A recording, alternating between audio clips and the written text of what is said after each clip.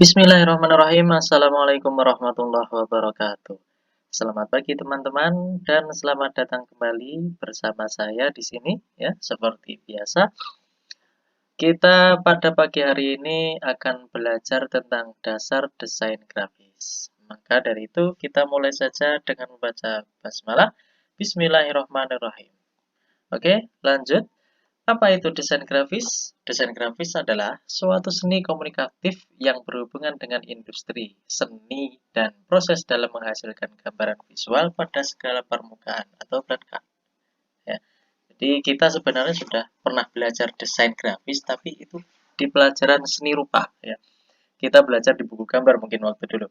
Sekarang kita akan belajar desain grafis di alat digital, yaitu kita belajar melalui komputer. Ya.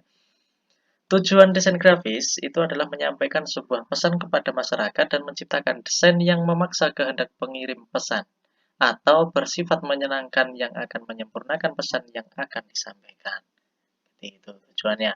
Kemudian manfaat desain grafis. Yang pertama, mempercepat proses belajar mengajar karena disajikan dalam bentuk grafis. Yang kedua, memperkenalkan dunia desain grafis. Yang ketiga, mengenal program aplikasi. Yang keempat, mampu memahami pesan yang disampaikan dalam bentuk desain grafis. Kita sudah sering menemukan para desainer-desainer, misalkan kita mau mencetak banner, misalkan. Nah, itu desain grafisnya ada. Itu adalah desain grafis, gitu ya. Oke, kategori desain grafis. Secara garis besar, desain grafis dapat dibedakan menjadi 5 kategori, yaitu printing. Yang pertama ya, printing, identifikasi logo, EDP, ya, Environmental Graphic Design. Kemudian web design, ya, desain produk. Itu untuk membuat sebuah aplikasi website. Kalau printing itu ya seperti yang tadi ya, untuk cetak banner atau stiker dan lain sebagainya. Kemudian film, ya, untuk pembuatan film, ya, ada banyak ya. Seperti pembuatan video pendek atau mungkin video motivasi atau mungkin video tutorial dan lain sebagainya. Kemudian elemen desain grafis, elemen dasar desain grafis, garis atau line untuk merancang format, kemudian kontras nilai, ruang atau space ya, kemudian tekstur, bermacam-macam jenis kategorinya. Prinsip dasar desain grafis yang pertama adalah kesederhanaan atau proporsional, kemudian keseimbangan atau balance, kemudian kesatuan atau unity, kemudian penekanan atau emphasis, kemudian repetisi atau rhythm. Kemudian program bitmap. Jadi karena kita belajar desain grafisnya melalui komputer, kita pasti akan mengenal yang namanya bitmap. Gambar bitmap itu sering juga disebut dengan gambar raster yang merupakan kumpulan kotak-kotak kecil atau piksel ya. Dalam HP mungkin berapa piksel ya, misalkan ukuran layar 1 juta piksel, mungkin 16 juta piksel gitu ya. Namanya piksel. Piksel itu gambar bitmap. Ya, tampilan bitmap mampu menunjukkan kehalusan gradasi warna dan bayangan dari sebuah gambar. Kemudian program vektor. Gambar bertipe vektor itu terbentuk dari garis dan kurva hasil dari perhitungan matematis dari beberapa titik, sehingga membentuk suatu objek gambar meskipun lebih kaku dibandingkan bitmap. Vektor tidak tergantung dengan resolusi gambar. Jadi kita akan belajar tentang vektor juga nanti.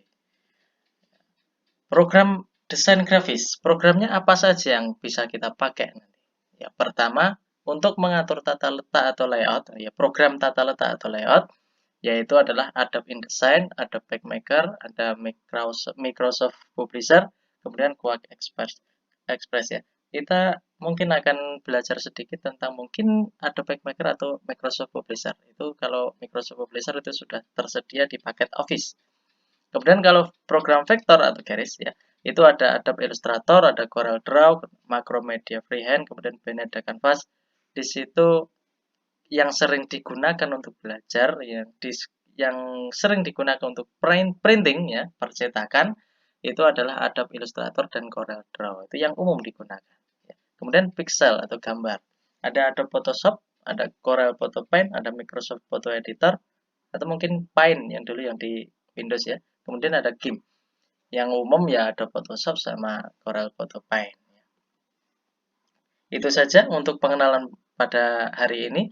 Mungkin pertemuan yang akan datang kita akan belajar sedikit tentang pemrograman atau mungkin aplikasi desain grafis ya. Selamat belajar, walaupun melalui online kita akan belajar dengan maksimal ya. Dimaksimalkan belajarnya dan santai saja, bersabar, tidak usah terlalu kaku untuk belajar online. Oke, cukup sekian pada hari ini. Terima kasih. Kurang lebihnya mohon maaf. Assalamualaikum warahmatullahi wabarakatuh.